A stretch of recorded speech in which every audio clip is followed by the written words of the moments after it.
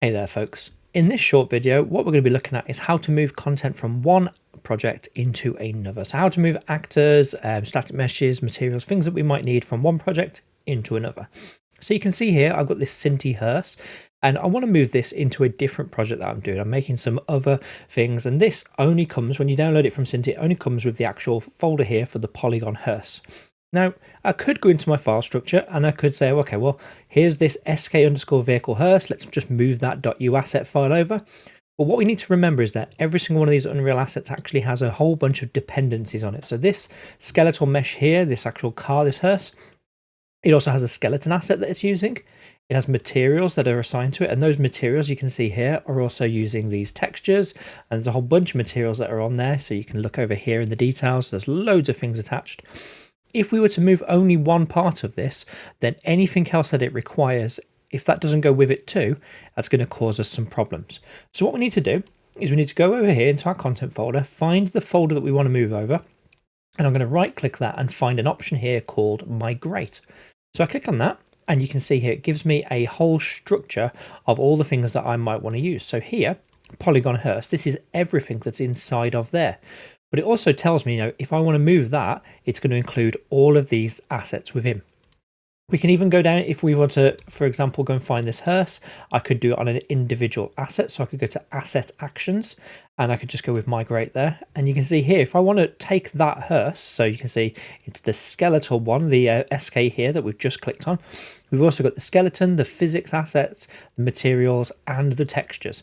So this is a really useful process for us to be able to actually click and then add this into our project. So I'm just going to migrate, and it's going to go OK, and it's going to ask me where do I want to move that stuff to.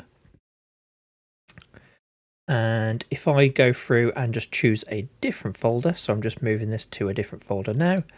And here we go. So what I'm going to do is I'm going to pick the content folder from a different project. So you can see here I've got my different series project. I've got content here. So you find the content folder for that project, go inside and select folder. Now it's only going to work if you pick a content folder for that. Okay, so now you can see content migration completed successfully, and we'll just go and check that inside of the other project.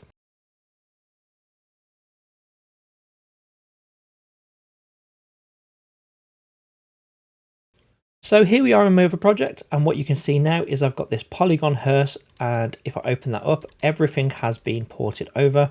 So now I have the ability to drag that and add it into this level here, and because I've migrated it and done it properly, all of the dependencies, all of the elements that are linked to this, you can see there, it prepares all the shaders, the materials, the textures, the skeleton assets, everything comes through with it. Now, the only warning with this is make sure that you're not going backwards. So this was fine because I went from Unreal 4.26 and I went into 5. Just be aware that you're not going to be able to go from 5.4 back towards 5.2. So always go from the same version of Unreal or forwards to a newer version. You can't go backwards. But using that, you'll be able to download projects, go to the Epic store. You'll be able to open those projects and migrate them into your project.